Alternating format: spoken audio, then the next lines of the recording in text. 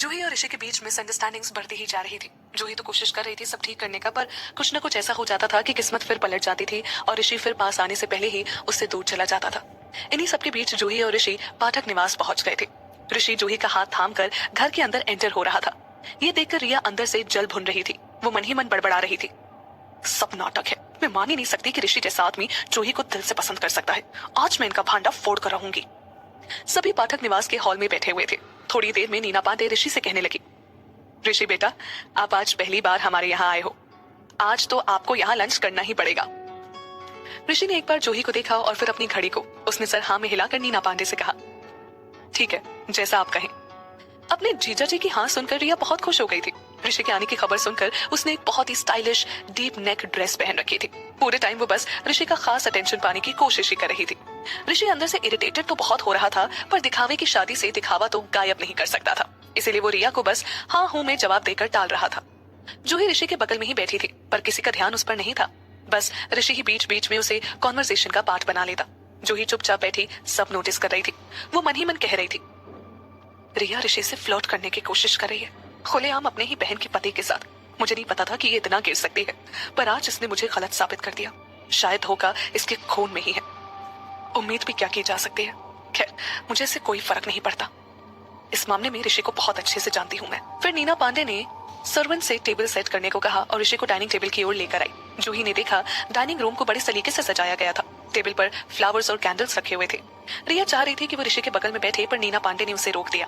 वहीं ऋषि ने पहले ही जूही के लिए चेयर खींच दी थी। जूही को उस पर बैठाकर वो खुद उसके बगल वाली चेयर पर बैठ गया। जूही ये देखकर खुश हुई। ऋषि का दिखावा एक तरफ, पर मुझे यहाँ रिया को इरिटेटेड होते देख बड़ा सुकून मिल रहा है। नीना पांडे बहुत देर से ऋषि का बिहेवियर देख रही थी। वो ऑब्जर्व कर रही थी कि ऋषि तो जूही के साथ बड़े अच्छे से बिहेव कर रहा है। इस लड़की में ऐसा क्या है कि इतनी जल्दी इसने ऋषि पर अपना जादू चला दिया। अगर ऋषि पर अपना अच्छा इंप्रेशन बनाना है तो लगता है इस जूही से भी अभी के लिए ठीक ठाक बात करनी ही पड़ेगी। यही सोचकर नीना पांडे जूही का हाथ अपने हाथ में लेते हुए बोली, जूही कैसी हो तुम? देखा, तुम्हारे आने की खुशी में इतना इंतजाम किया और अपने दामाद को देखकर तुम्हारा हालचाल लेना ही भूल गई। जूही को चिढ़ थी उनके इस झूठे प्यार और दिखावे से। उसने तुरंत अपना हाथ नीना पांडे के हाथों से हटा दिया। इससे माहौल थोड़ा ऑकवर्ड हो गया, पर किसी ने कुछ रिएक्ट नहीं किया। बस बातों का टॉपिक चेंज हो गया। कुछ देर सबकी बातें सुनने के बाद जूही ने कहा, मिसेस पाठक, मुझे आपसे कोलैबोरेशन प्रोजेक्ट को लेकर कुछ जरूरी बात करनी है। नीना पांडे ने जूही की बात सुनकर हाथ में लिया हुआ चम्मच प्लेट पर ही छोड़ दिया। वो जूही की ओर स्माइल करते हुए पलटी। वो मन ही मन सोच रही थी, ओह, तो ये कल की आई लड़की अब मुझसे बिजनेस की बातें करेगी। चलो अच्छा ही है, मैं ऋषि को दिखाऊंगी कि उसकी वाइफ कितनी बड़ी बेवकूफ है। जूही ने फिर एक गहरी सांस लेते हुए उनकी आंखों में आंखें डालकर कहा, आपको तो पता ही होगा कि कैसे कुछ दिनों पहले कंस्ट्रक्शन साइट पर एक हादसा होते होते रह गया। ऋषि जूही के बगल में ही बैठा था। वो उसकी नर्वसनेस महसूस कर सकता था, पर ऋषि ने सोचा, ठीक है, अगर जूही ये करना चाहती है तो मैं इसे रोकूंगा नहीं। ये दिखावा नहीं, इसका रिवॉर्ड है उस हिम्मत के लिए जो उसने साइट पर दिखाई थी। मैं अपनी वाइफ को भले ही नाम की ही क्यों ना हो, इन लोगों के सामने शर्मिंदा नहीं होने दूंगा। नीना पांडे ने शॉक्ड होते हुए जूही से कहा, हादसा? तुम्हारे अंदर जो प्रोजेक्ट है उस पर हादसा होने वाला था? थैंक गॉड, तुम ठीक तो हो ना? वो क्या है ना ऋषि, जूही का दिल बहुत बड़ा है, पर ये हमेशा से थोड़ी लापरवाह रही है। इससे कभी कोई गलती हो जाए या आपका नुकसान कर बैठे तो आप इसे माफ कर दीजिएगा। जूही ने अपनी मुट्ठी कसते हुए उनसे कहा, मिसेस पाठक, वो साइट तब तक आपके अंडर थी और आपने उस रेजिडेंट को कॉम्पनसेशन नहीं दिया था, जिसकी वजह से वो हादसा हुआ।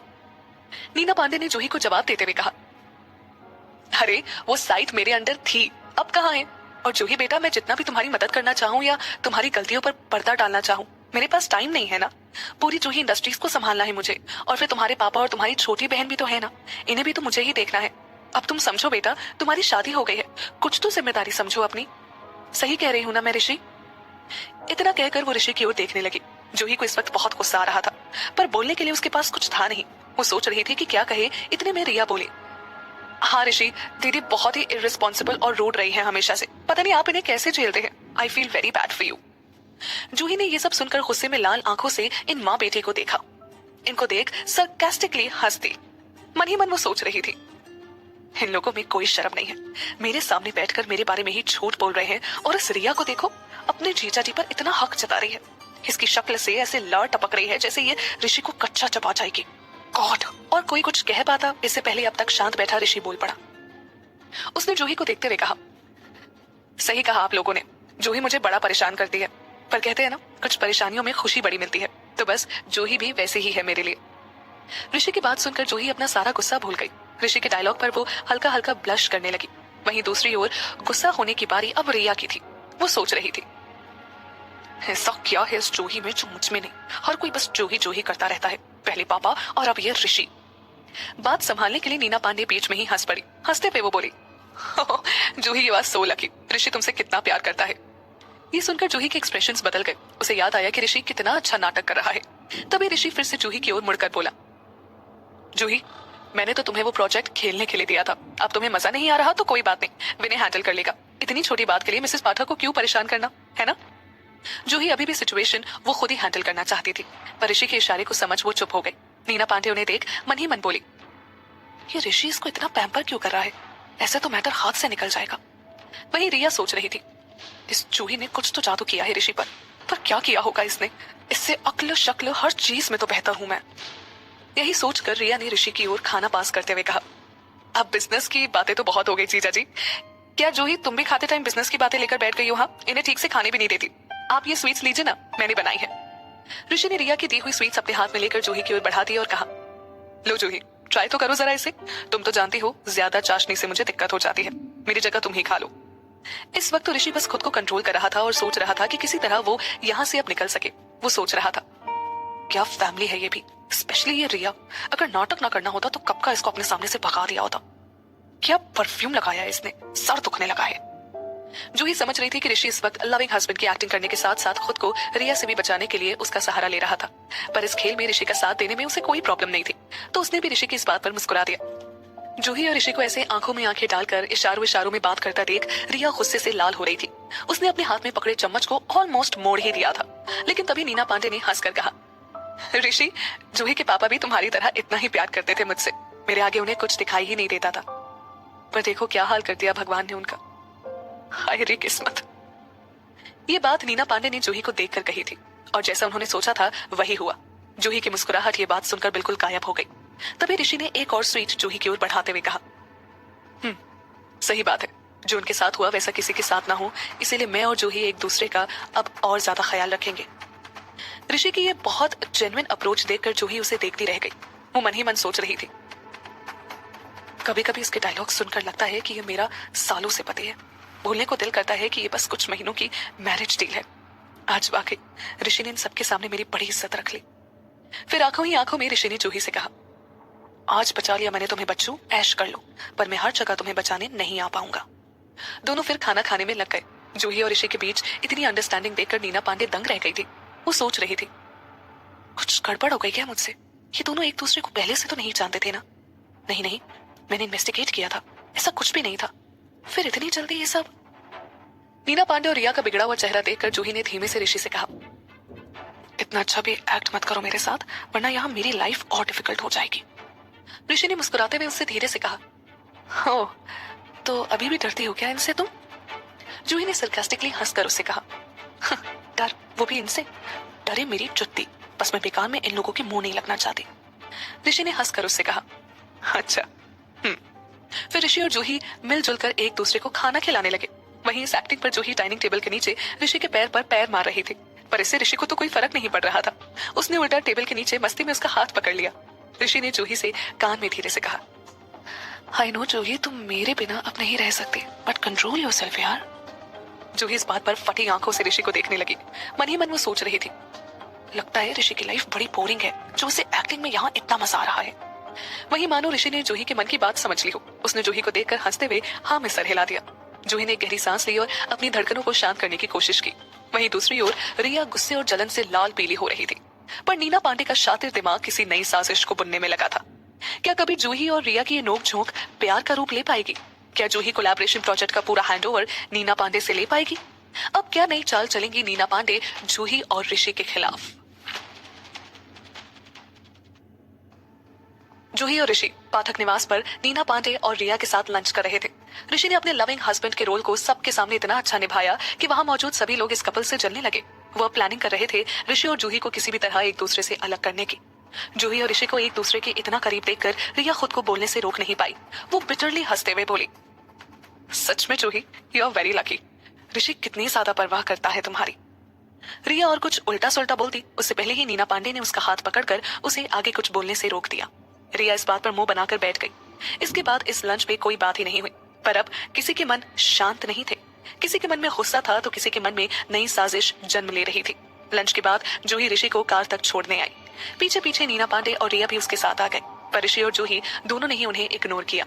कार में बैठने से पहले ऋषि ने जूही को गले लगाया और बड़े ही प्यार से जूही की चोट को ध्यान में रखते हुए उसके माथे पर चूम लिया। इसके बाद तो जैसे जूही की सांसें बढ़ गई और चेहरा गुलाब सा लाल हो गया। ऋषि उससे बड़े प्यार से बोला, आई विल मिस यू जूही। जूही को ऐसे देख एक पल के लिए तो ऋषि भी उसमें खो सा गया। तभी पीछे एक तेज आवाज से उनका ध्यान टूटा। वो आवाज थी रिया की। उससे जूही और ऋषि की नजदीकियां बर्दाश्त नहीं हो रही थी। वो जूही और ऋषि के करीब आते हुए बोली, we will miss you too जीजा जी। और जूही को अलग कर दिया। रिया खुद ऋषि के गले लग गई। रिया के अचानक इस तरह गले लगने से ऋषि चौंक गया। वो सोचने लगा, ये तो सच में पागल लड़की है। अगर ये जूही की बहन ना होती ना तो मैं इसे अपना रूप दिखा देता। How dare she touch me. Juhi भी रिया की इस हरकत से शॉक्ड हो गई थी। वो मन ही मन बोली, ओ माय गॉड, इसने तो हद ही पार कर दी। इसके धक्के से मैं गिर जाती तो भगवान ने फिर बचा लिया मुझे। वाकई में नीना पांडे की औलाद उससे भी ज्यादा बेशर्म है। जूही अपनी बात पूरी सोच भी नहीं पाई थी कि काले कपड़ों में एक आदमी आगे बढ़ा और रिया को ऋषि से धक्का मारकर उसने दूर कर दिया। रिया अपना बैलेंस संभाल नहीं पाई और जमीन पर गिर पड़ी। जूही उसे बस खड़े खड़े देखती रह गई। इतने कम समय में इतना कुछ हुआ कि जूही का मुंह खुला का खुला ही रह गया। वो तो जब ऋषि जूही के पास आकर उससे बोला, यू ओके, लगी तो नहीं? जूही ने उससे कहा, हाँ, well I am fine, thank you. जब अचानक से रिया ने जूही को धक्का मारकर ऋषि को गले लगाया था तो वो गुस्से में अपना आपा खोने ही वाला था कि उसका इशारा बॉडीगार्ड समझ गया और उस गार्ड ने रिया को हल्का सा पुश देकर जमीन पर गिरा दिया। रिया को देख ऋषि के दिमाग में आया, थैंक गॉड, अच्छा वो ये गार्ड मेरी बात समझ गया, वरना इस रिया के परफ्यूम से तो मेरा दिमाग ही फट जाता। इस गार्ड को बोनस देना पड़ेगा दिवाली पे। तभी ऋषि मुस्कुराकर नीना पांडे की ओर मुड़ा और बोला, सॉरी, वो मेरे बॉडीगार्ड को पता है कि मुझे मेसोफोबिया है, इसलिए उसने अर्जेंसी में रिएक्ट किया। आई एम सॉरी, मैं बाद में इसकी खबर लेता हूँ, you don't worry. Neena Pandey ने एक बार ऋषि को देखा और फिर जमीन पर पड़ी अपनी बेटी को। उसको समझ ही नहीं आया कि वो क्या कहे, इसीलिए उसने कुछ नहीं कहा। वो बस मन ही मन सोच रही थी, आज तो इस ऋषि ने हद पार कर दी, पर मेरी खुद की बेटी भी तो कुछ कम एम्बैरेसिंग नहीं है। हे भगवान, कहाँ बेवकूफों के बीच फंसा दिया मुझे। फिर नीना पांडे ने गहरी सांस लेकर खुद को किसी तरह शांत किया। उन्होंने दूर खड़ी निर्मला आंटी को ऑर्डर दिया, निर्मला, जाओ रिया को संभाल कर अंदर ले जाओ और फैमिली डॉक्टर को कॉल करके बुला लेना। निर्मला आंटी ने रिया को उठाया। रिया इस वक्त किसी टीनेज बच्चे की तरह चिल्ला रही थी, मम्मा, मम्मा। नीना पांडे से रिया की ये हालत देखी नहीं जा रही थी, पर वो कुछ ऋषि से बोल नहीं पा रही थी। वो बस सोच रही थी, कंट्रोल नीना, अभी ऋषि से कुछ नहीं कह सकते, सही वक्त का इंतजार कर। अभी ऋषि को नाराज करने की हैसियत नहीं है तेरी। पर ऋषि, मैं तुझे इतनी आसानी से जाने भी नहीं दूंगी।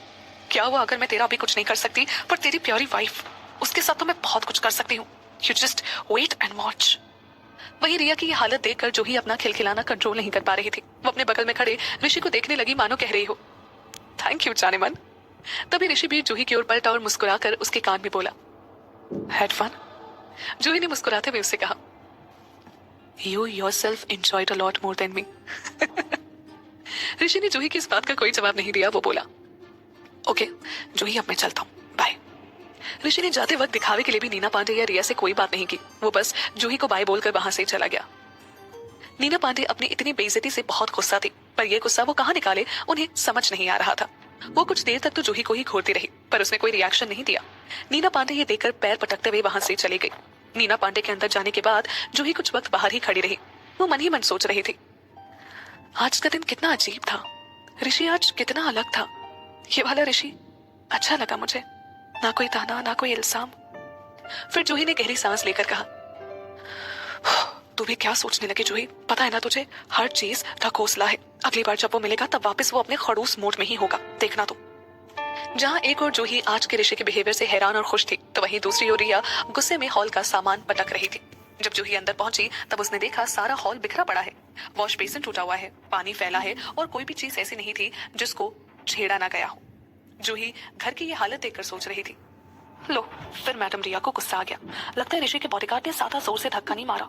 और वैसे भी आज से पहले लाडली डॉटर ऑफ पाठक निवास की इतनी इंसल्ट कभी नहीं हुई होगी। गुड, जाते जाते ऋषि ने ये अच्छा काम तो किया।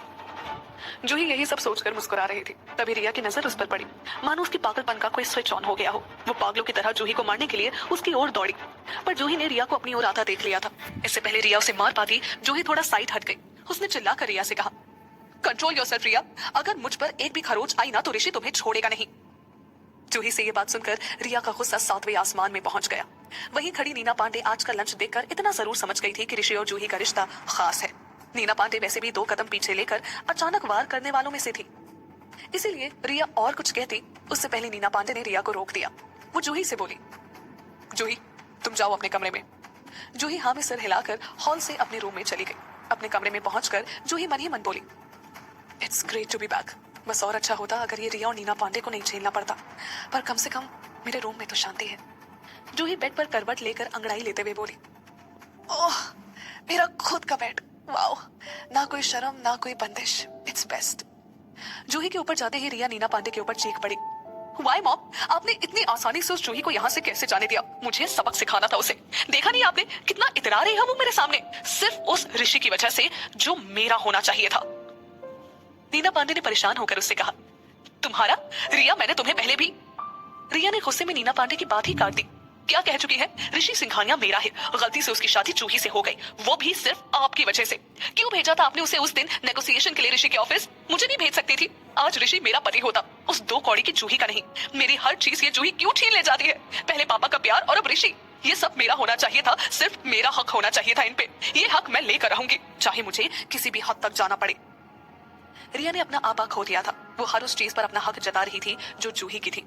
नीना पांडे ने रिया के दोनों हाथ पकड़कर उसे शांत कराया और उससे कहा, हाँ बस बहुत हुआ रिया, बंद करो अपना ये पागलपन। रिया ने ये शब्द सुनकर जोर जोर से हंसना शुरू कर दिया। वो बोली, पागलपन? नहीं माँ, अब आप बस देखती रहना मैं कैसे ऋषि को अपना बनाती हूँ। नीना पांडे उससे जोर से बोली, मैंने मना किया था तुम्हें रिया, ऋषि को भूल जाओ तुम।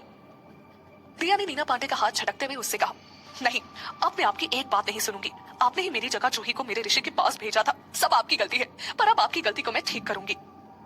इतना कहकर रिया वहां से अपने रूम में चली गई। नीना पांडे रिया को जाता देख सोचने लगी, रुक जाओ रिया, मत जाओ ऋषि के करीब, वरना तेरी इस कोशिश में हम में से कोई नहीं बच पाएगा। वहीं कुछ देर बाद जूही के फोन पर एक नोटिफिकेशन आया। जूही ने उठकर अपना फोन देखा तो चीकू का मैसेज था। जूही का मूड उस मैसेज को देखकर बिल्कुल ठीक हो गया। जूही ने मुस्कुराकर मैसेज ओपन किया। उसमें लिखा था, घर पहुंच गई लिटिल फैटी। मैसेज देखकर जूही को हंसी आ गई। वो मन ही मन कहने लगी, जब सच में कोई आपके दिल से परवाह करता है तो अंदर से कितनी खुशी होती है। जूही ने चीकू के मैसेज का रिप्लाई किया और पता नहीं कब बात करते करते उसकी नींद लग गई। एक और जहां जूही उस रात चैन की नींद सोई, वहीं दूसरी ओर रिया सारी रात जूही से बदला लेने का प्लान बनाती रही। फिर भी आने वाले कुछ दिन जूही के लिए सुकून के रहे। नीना पांडे से मिली वार्निंग के बाद रिया ने जूही के साथ कुछ गलत नहीं किया। जूही भी बीमार थी तो फिलहाल ऑफिस जाने का तो कोई सवाल ही नहीं था। इन दिनों में ऋषि भी एक लविंग एंड केयरिंग हस्बैंड की तरह उसे कई बार मिलने आया। इशिका सिंघानिया ने तो जूही के लिए हेल्थ प्रोडक्ट्स की बाढ़ लगा दी थी। जूही ने उन्हें देखकर सोचा, ये इशिका सिंघानिया तो कितनी केयर करती है मेरी। लगता है मेरा वहम था पहले। अल्टीमेटली वो मेरी सास है, इसीलिए मैं ही उनको लेकर शायद प्रिजुडिस में थी।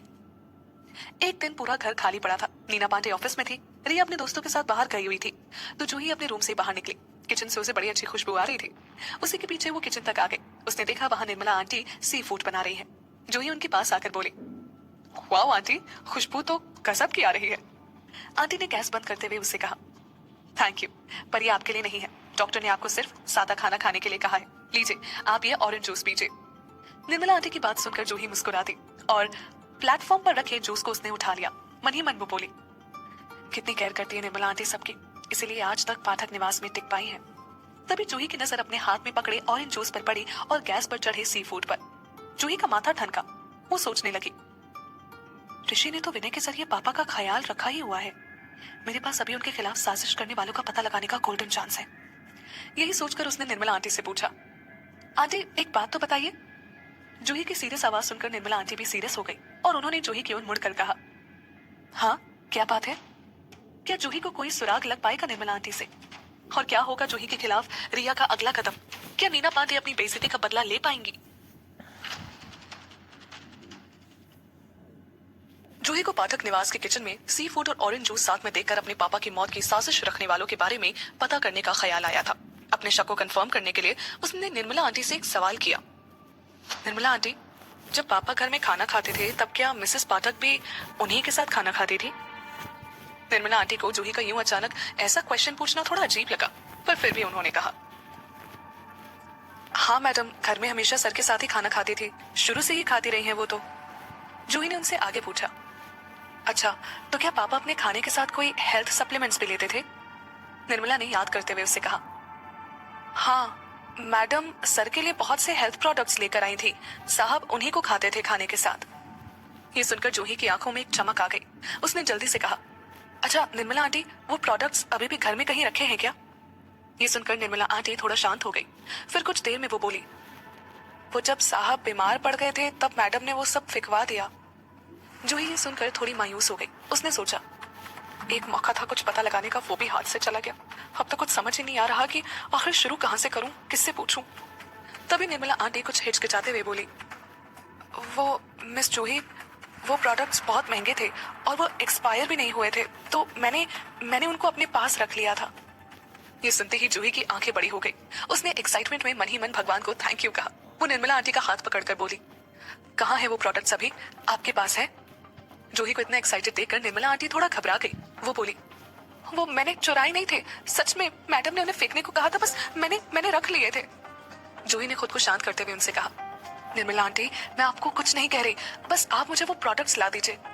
निर्मला आंटी ने चैन की सांस ली और कहा, मिस जूही, वो प्रोडक्ट्स आदमी और औरतों के अलग अलग थे, तो आपको दोनों ही चाहिए? जूही ने तुरंत हाँ में सिर हिलाते हुए उनसे कहा, हाँ निर्मला आंटी, आपके पास जितने भी हैं मुझे सारे चाहिए, प्लीज थोड़ा जल्दी ला दीजिएगा।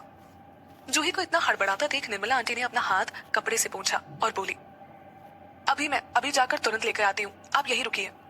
जूही ने हाँ में सिर हिला दिया। वो मन ही मन बोली, थैंक यू भगवान जी, आपने मुझे मेरे मकसद के एक और कदम करीब पहुंचा दिया है। अब पता लग जाएगा कि पापा के साथ आखिर हुआ क्या था। जूही के दिमाग में एक और ख्याल आया, कहीं नीना पांडे ने तो पापा को सी फूड के साथ विटामिन सी के प्रोडक्ट्स तो नहीं खिलाए? नहीं, तो ये क्या सोचने लग गई जूही, वो अपने पति के साथ ऐसा क्यों करेंगी? पर उन्होंने तो पापा के मेडिकल बिल्स भी नहीं भरे थे, अगर उन्होंने ये किया होगा तो? अब जो भी सच हो, पता तो लगाना ही पड़ेगा। अब जूही से सच जानने का और इंतजार नहीं हो रहा था। उसने दीवार पर टंगी घड़ी की ओर देखा, फिर खुद से कहा, ये निर्मला आंटी को इतना टाइम क्यों लग रहा है, मैं खुद ही जाकर देखती हूँ। इतना सोचते हुए जूही निर्मला आंटी के रूम की ओर जाने लगी, लेकिन जब वो वहां पहुंची तो अपने सामने चल रहे सीन को देखकर दंग रह गई। जूही एकदम से बुदबुदाई, ओह माय गॉड, ये नीना पांडे यहाँ कहाँ से आ गई? ये निर्मला आंटी के रूम के सामने क्या कर रही है? अगर उन्होंने देख लिया वो हेल्थ प्रोडक्ट्स, तो सब गड़बड़ हो जाएगी। शिट, अब मुझे कुछ करना पड़ेगा। नीना पांडे निर्मला आंटी से बोल रही थी, सुनो निर्मला, वो मुझे तुमसे कुछ बात करनी थी, जाओ। इतने में नीना पांडे ने देखा कि निर्मला कुछ घबराई हुई सी लग रही है, तो वो अपनी बात पूरी किए बिना उससे बोली, निर्मला क्या हुआ? निर्मला आंटी उनसे बोली, नहीं मैडम, कुछ नहीं हुआ। नीना पांडे को निर्मला का बिहेवियर थोड़ा अजीब लगा। वो उनके कमरे के अंदर जाकर देखने वाली थी कि तभी जूही वहां आगे आकर खड़ी हो गई। जूही को ऐसे अपने आगे खड़ा देखकर नीना पांडे का शक और भी बढ़ गया। उन्होंने मन ही मन सोचा, ये जूही आज आगे से मुझसे क्यों बात करने आई है, और ये निर्मला क्या छुपा रही है? पता तो करना ही पड़ेगा। ये सोचकर नीना पांडे जूही को अपने आगे से हटा ही रही थी, पर जूही हटी नहीं। वो वहीं खड़े होकर बोली, चलिए मेरे साथ, मुझे आपसे कुछ बात करनी है। जूही की बात सुनकर नीना पांडे का ध्यान निर्मला से हटा और वो जूही के साथ जाने लगी, पर शक तो अभी भी था उन्हें निर्मला पर। इसलिए वो जाते जाते एक बार निर्मला आंटी की ओर पलटी। नीना पांडे को अपने साथ चलता देख जूही ने चैन की सांस ली। निर्मला ने भी अपने दिल पर हाथ रखकर एक गहरी सांस ली थी।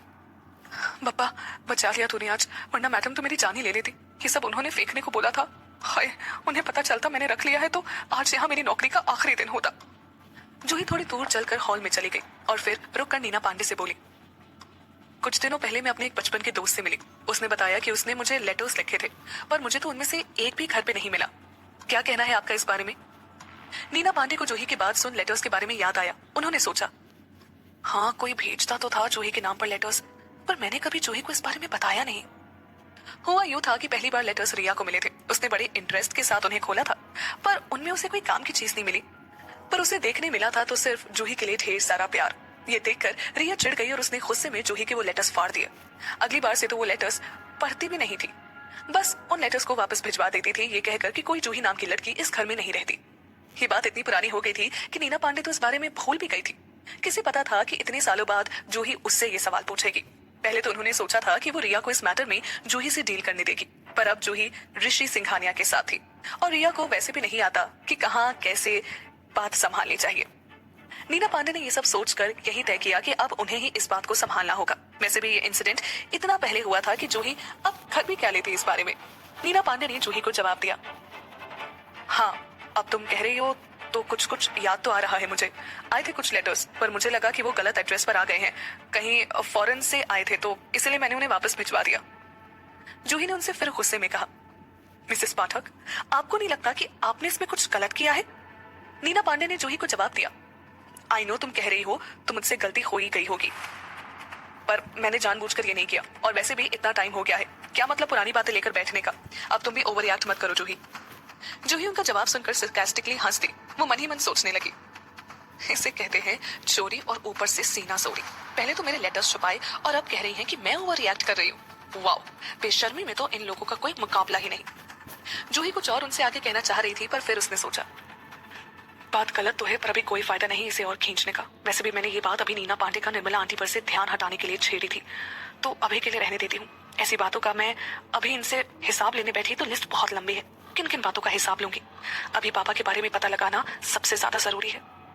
जूही ने गहरी सांस लेकर उनसे कहा, ठीक है, अभी के लिए मैं इस बात को जाने दे रही हूँ, पर आगे से ऐसा कुछ करने का सोचिएगा भी नहीं, वरना ठीक नहीं होगा। अब आप जूही सिंघानिया के कोई भी लेटर्स छिपा नहीं सकती हैं। ये कहकर जूही अपने रूम की ओर जाने लगी। पीछे खड़ी नीना पांडे अपना गुस्सा कंट्रोल करते हुए मन ही मन बुदबुदाई, समझती क्या है खुद को? इसको क्या लगता है मैं इससे डर गई? इसकी बोलती हमेशा हमेशा के लिए बंद कर दूंगी मैं। यही सब बड़बड़ाते हुए नीना पांडे अपने कमरे में चली गई। वहीं जूही अब तक अपने कमरे में नहीं गई थी, बल्कि वो पिलर के पीछे से छुपकर नीना पांडे को देख रही थी। जैसे नीना पांडे अपने कमरे की ओर गई, जूही पिलर के पीछे से निकलकर निर्मला आंटी के रूम की ओर भाग गई। निर्मला आंटी के रूम का गेट खोला देखकर जूही बिना नॉक किए अंदर रूम में चली गई। वो उनसे बोली, निर्मला आंटी जल्दी से दिखाइए वो हेल्थ प्रोडक्ट्स। जूही के अचानक वहां आ जाने की वजह से निर्मला आंटी चौंक गई। उन्हें लगा नीना पांडे तो वहां नहीं आ गई, पर जूही को देखकर उन्होंने चैन की सांस ली। वो जूही से बोली, आपने तो मुझे डरा ही दिया था।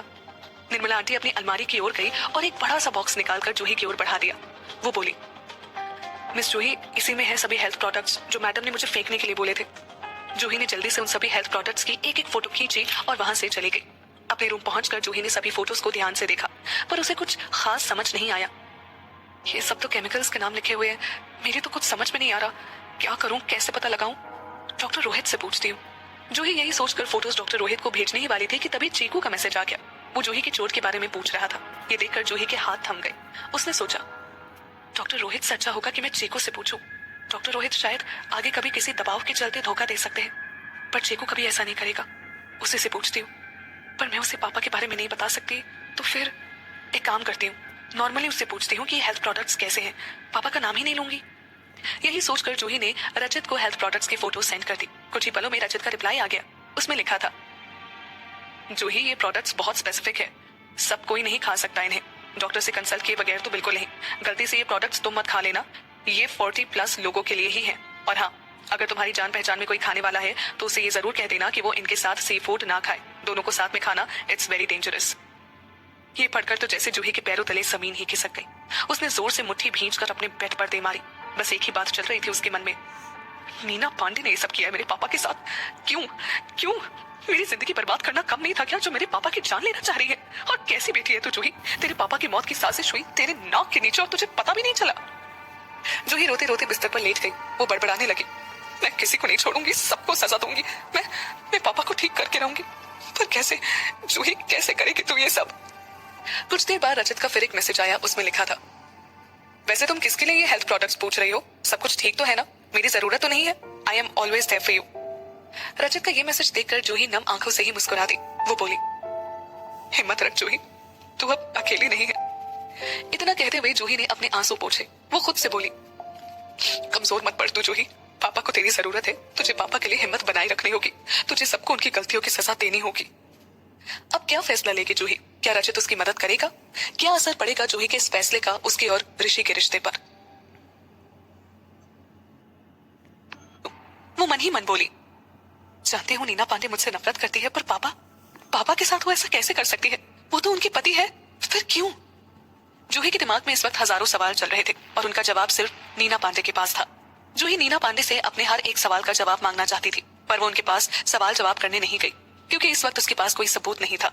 जूही ने सोचा, नीना पांडे बहुत शातिर है, उससे अभी मैं सवाल करने गई तो वो मानेगी तो है नहीं, उल्टा सतर्क हो जाएगी, जो मेरे लिए अच्छा नहीं होगा क्योंकि उसे पकड़ना और भी मुश्किल हो जाएगा।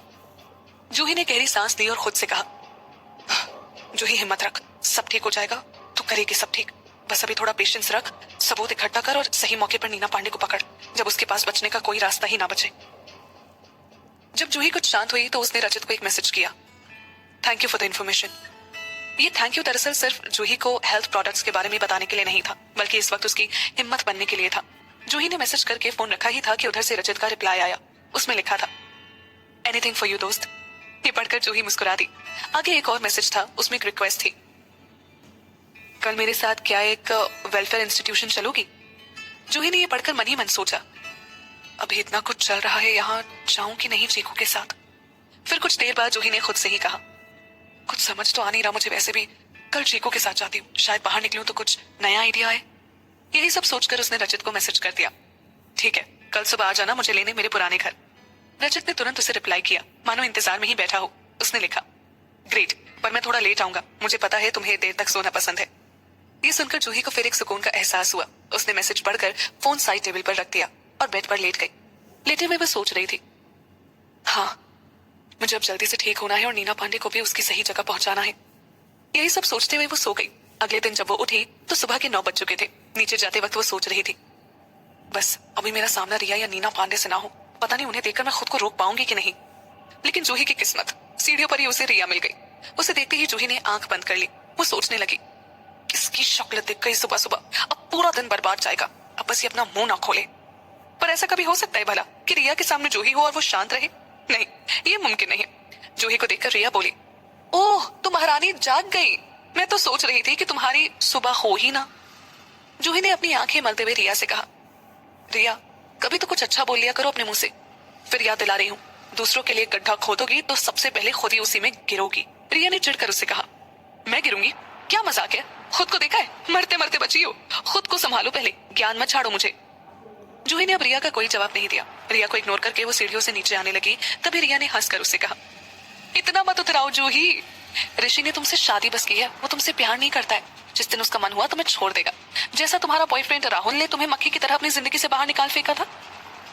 ये बात कहकर रिया ने जूही के जख्मों को कुरेद दिया था। शांत जूही भी घायल श्रेणी की तरह उस पर दहाड़ पड़ी।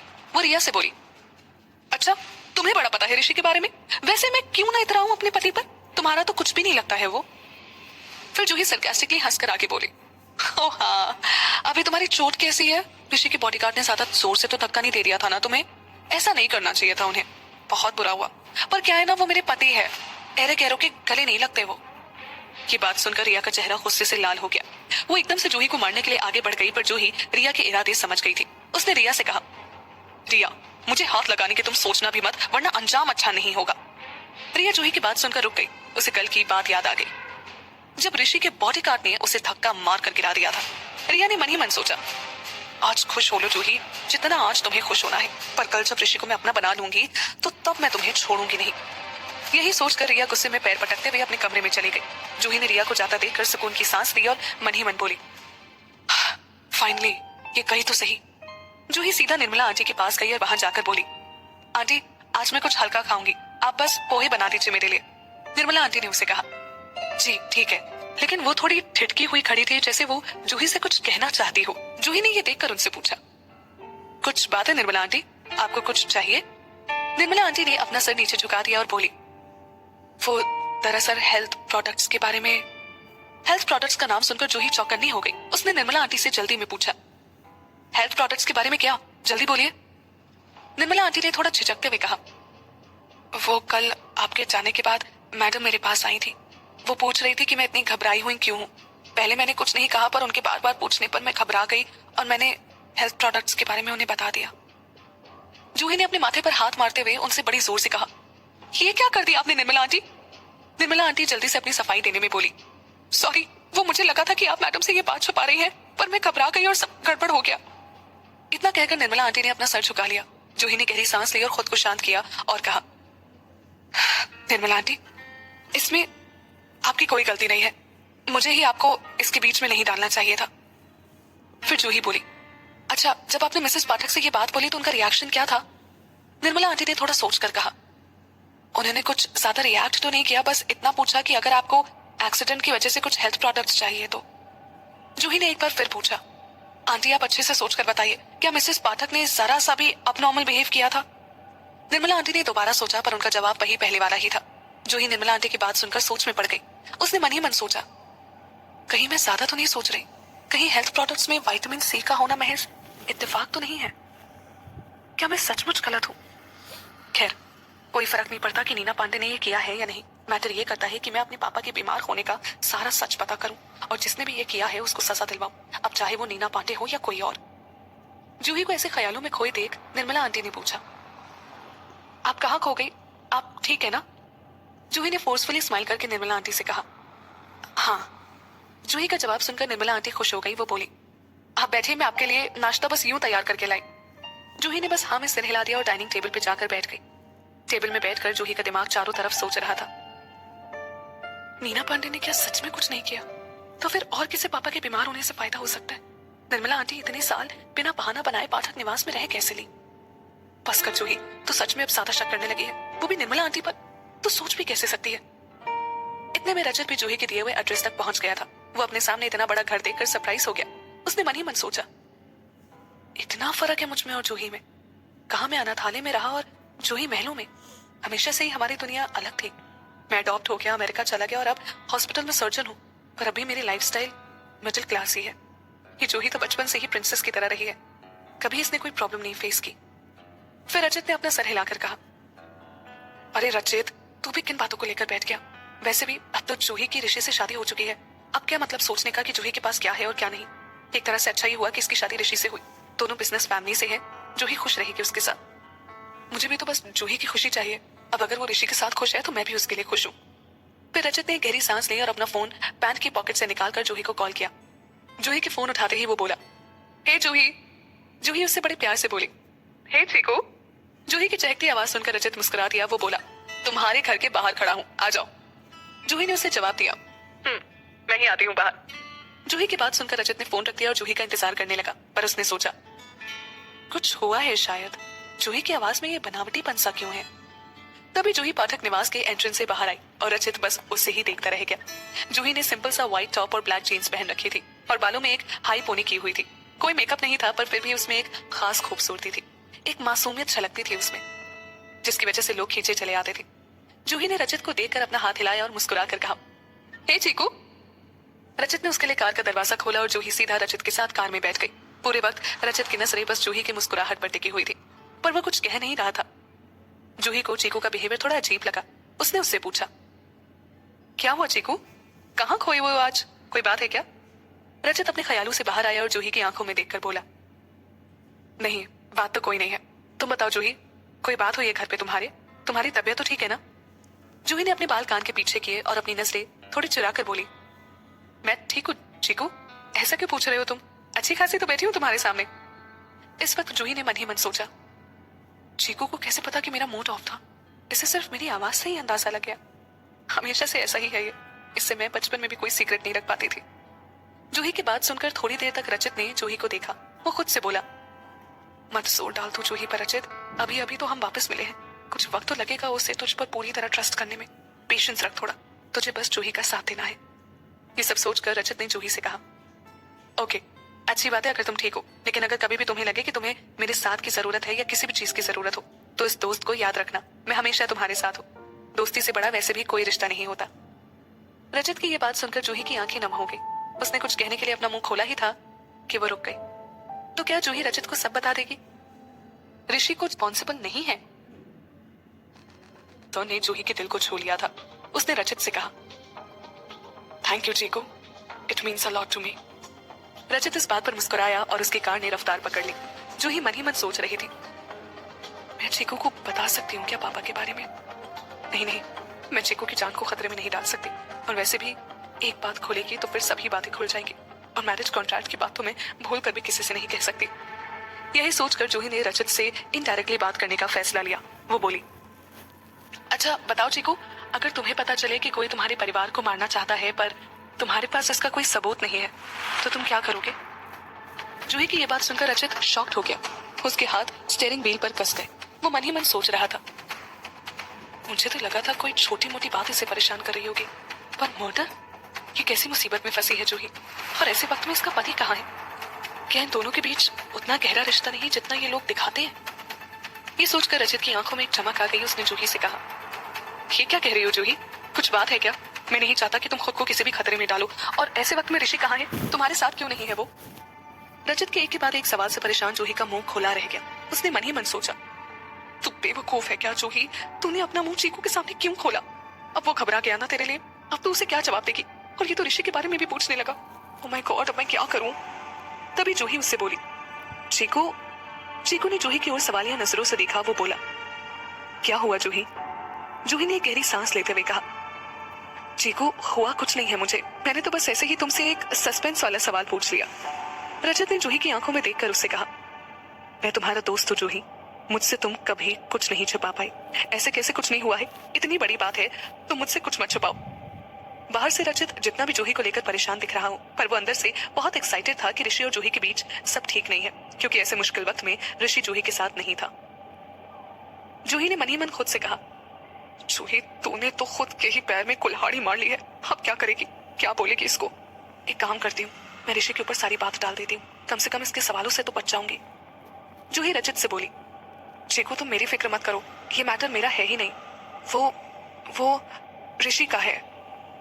रजत ने चौंक कर उससे पूछा, ऋषि का? जूही ने उससे कहा, हाँ मैं बस ऋषि के लिए परेशान हूँ, मुझे कुछ नहीं हुआ है। रजत शक की नजर से जूही को देखकर बोला, सच में? जूही ने इस पर मुंह बनाते हुए उससे कहा, हाँ चीकू, ऋषि इतनी बड़ी कंपनी चलाता है, उसके खिलाफ स्कीम्स और साजिशें होती रहती हैं। अभी कुछ टाइम पहले मैंने सुना था कि उसकी जान को भी खतरा है। यही सब सोचकर मैं ऋषि के लिए परेशान हूँ, और ऊपर से तुम मुझसे सवाल कर रहे हो। जूही को ऐसे दुखी देखकर रजत उससे बोला, जूही तुम परेशान मत हो, पर बताओ इतना सक्सेसफुल है ऋषि, फिर भी अपनी पत्नी को परेशान करता है।